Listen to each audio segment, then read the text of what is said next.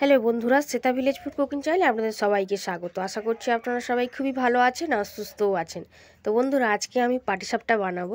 আর শীত তো বেশ ভালোই পড়ে গেছে, তো এই সময় কিন্তু বিভিন্ন পিঠে খাওয়ার ইচ্ছা হয়, বা আমরা বাঙালি সবসময় পিঠে এই সময় বানিয়ে থাকি। তো সেই জন্য আজকে আমি পাটিসাপটা পিঠে বানাবো।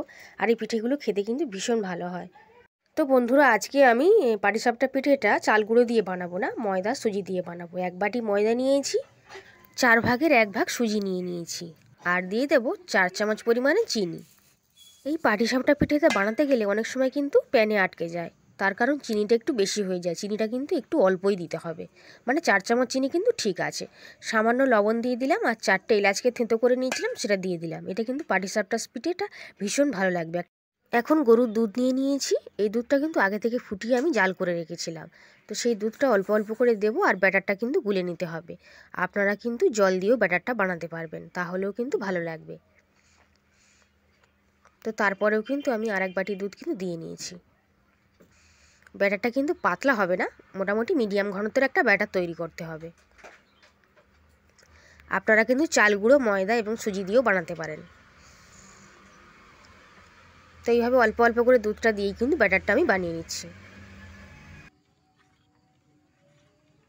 তো মোট 3 বাটি দুধ কিন্তু আমার এতে লেগেছে, তাতেই ব্যাটারটা দেখুন এরকম কিন্তু ঘনত্বের হয়েছে। এখন ব্যাটারটাকে কিন্তু আমি ঢাকনা দিয়ে ঢেকে রেখে দেবো, কারণ সুজিগুলো রয়েছে সেগুলো কিন্তু একটু ফুলে উঠবে। আর এখন আমি পাটিসাপটার পুরটা বানিয়ে নেব। সেই জন্য কড়াইতে আমি একটা নারকেলকে কুড়ে নিয়েছিলাম, সেটাকে কিন্তু দিয়ে নিচ্ছি।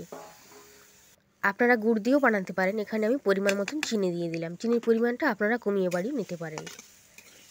গুড় দিয়ে বানালে একটু লাল মতন দেখতে হবে, চিনি দিয়ে বানালে একটু সাদা দেখতে লাগবে। তো চিনিটা দিয়ে নাড়াচাড়া করে একটা নারকেলের পুর কিন্তু আমি বানিয়ে নিচ্ছি। তো নাড়াচাড়া করে খুব সুন্দর করে মিশিয়ে নিয়েছি। তো পুরটা দেখুন এখন কিন্তু আমার খুব ভালোভাবে রেডি হয়ে গেছে। কড়াই থেকে নামিয়ে একটু ঠান্ডা করে নিচ্ছি, আর পাটিসাপটা পিঠেগুলো ততক্ষণ বানিয়ে নেব। তো পুরটাকে এখন কড়াই থেকে একটা প্লেটে নামিয়ে নিয়েছি, নিয়ে একটু ঠান্ডা করে নিচ্ছি। আর এদিকে ব্যাটারের ঢাকনাটা একটু খুলে নিচ্ছি, আর ঘনত্বটা একটু দেখে নেব। সুজিগুলো অনেকটাই ফুলে গেছে, তো সেই জন্য দেখুন ব্যাটারটা কিন্তু অনেকটা বেশি ঘন হয়ে গেছে। তো আরেকটু কিন্তু আমি দুধ দিয়ে দেবো। তো এখানে আমি আরও হাফ বাটি দুধ কিন্তু দিয়ে দেবো, একটু অল্প অল্প করে দিচ্ছি, কারণ বেশি পাতলা হলে কিন্তু ভালো হবে না পাটিসাপটার ব্যাটারটা। আর পাটিসাপটার ব্যাটারটা কিন্তু একটু ঘনই হবে। হাতার পিছন দিকটা দেখুন এতটাই কিন্তু ঘন হবে, চামচের গায়ে কতটা লেগে আছে এরকমই কিন্তু হবে। এখন পাটিসাপটা পিঠেগুলো বানিয়ে নেব। সেই জন্য উনানে একটা তাওয়া বসিয়ে দিয়েছি। একটু গরম হয়ে গেলে অল্প করে একটু তেল কিন্তু ব্রাশ করে দিয়েছিলাম। তারপর 1 হাতা ব্যাটার নিয়ে এইভাবে কিন্তু দিয়ে চামচের উল্টো দিকটা নিয়ে কিন্তু একটু ঘুরিয়ে দিলেই কিন্তু এরকম একটা গোল শেপ হয়ে যাবে। তারপর কিন্তু একটু 2 মিনিট মতন সময় নিচ্ছি, একটু হতে দিচ্ছি, আর অল্প করে নারকেলের পুরটা দিয়ে দিচ্ছি একটা সাইড বরাবর। আপনারা ফ্রাইং প্যানে কিন্তু এগুলো বানিয়ে নিতে পারবেন, তাহলে খুব সহজেই কিন্তু এগুলো বানানো হয়ে যাবে। ফ্রাইং প্যানটা ধরে একটু ঘুরিয়ে নিলেই কিন্তু হয়ে যাবে। আর এরকমভাবে একটা সাইড ধরে এভাবে মুড়ে দিলেই কিন্তু পাটিসাপটা পিঠাটা রেডি। একটু বেশিক্ষণ রাখলে একটু বেশি লাল হয়ে যাবে, এই জন্য একটু তাড়াতাড়ি করে নিয়েছি। তো একটা কিন্তু পাটিসাপটা পিঠে আমার তৈরি হয়ে গেল। আর একবার তেল দিয়েছি বলে আরেকবার দিলাম না। তো আর 1 হাতা ব্যাটার নিয়ে এভাবে গোল করে দিলাম। এভাবে হাতাটা দিয়ে গোল করলে কিন্তু খুব সুন্দর গোল হয়ে যায়। আর আপনারা যদি এরকমভাবে নাও পারেন, তাহলে কিন্তু ফ্রাইং প্যানের প্যানটা ধরে ঘুরিয়ে দেবেন, তাহলে কিন্তু হয়ে যাবে। আর নারকেল পুরটা দিয়ে দিলাম একটু একটা সাইড ধরে, আর একটু হালকা করে এভাবে তুলে নিতে হবে।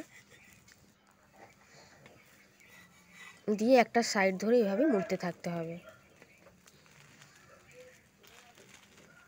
এই পিঠেগুলো এতটাই ভালো খেতে হয় বন্ধুরা, অন্যান্য পিঠে তো খেয়েছেন, কিন্তু পাটিসাপটা পিঠে খেতে অনেক বেশি ভালো লাগে।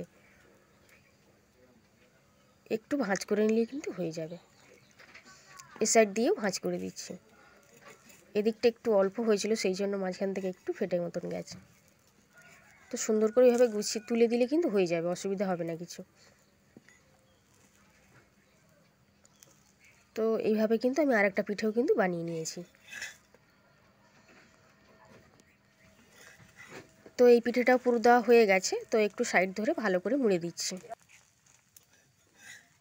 আপনারা নারকেলের পুর যদি না দিতে চান, তাহলে সন্দেশের পুর দিয়েও কিন্তু বানাতে পারবেন, বা কাঁচা গোলার পুর দিয়ে কিন্তু এই পিঠেটা বানাতে পারবেন। খুব সহজেই কিন্তু বানানো যায় আর খেতেও ভীষণ ভালো লাগে।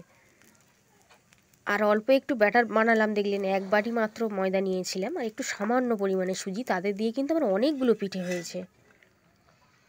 তো এইরকমভাবে আমি সমস্ত পাটিসাপটা পিঠেগুলো কিন্তু বানিয়ে নিয়েছি আর কয়েকটাকে একটা প্লেটের মধ্যে নিয়ে নিয়েছি। কত সুন্দর দেখতেও লাগছে দেখুন, আর খেতেও বেশ ভালো লাগে, ভীষণ সুন্দর হয়। আজকে আমার পাটিসাপটা পিঠের বানানোর রেসিপিটা যদি আপনাদের ভালো লেগে থাকে অবশ্যই করে কিন্তু লাইক করবেন, চ্যানেলে নতুন এসে থাকলে চ্যানেলটিকে সাবস্ক্রাইব করে নেবেন, যাতে করে আমি যখনই ভিডিও ছাড়বো সবার আগেই কিন্তু আপনাদের কাছে পৌঁছে যাবে। আর ভিডিওটা যারা যারা শেষ পর্যন্ত দেখলেন তাদের কিন্তু অসংখ্য ধন্যবাদ। আসলে আমি ধন্যবাদটা আগেই দিয়ে নিচ্ছি, কারণ অনেকে তো শেষ পর্যন্ত থাকবে না, তো সেই জন্য। তো এখন একটা পাটিসাপটা পিঠেকে একটু ছিঁড়েও দেখিয়ে দেবো যে কত সুন্দরভাবে কিন্তু রেডি হয়েছে। আর যদি আপনারা এই পিঠেটা না বানিয়ে থাকেন, আশা করি তো অবশ্যই বানাবেন, যদি না বানিয়ে থাকেন কিন্তু অবশ্যই বানাবেন, খেতে কিন্তু ভীষণ ভালো হয়। একটা পিঠেকে আমি দেখিয়ে দিচ্ছি যে কতটা সুন্দরভাবে হয়েছে দেখুন। আজ তাহলে এই পর্যন্তই, আবার হাজির হব অন্য রেসিপি।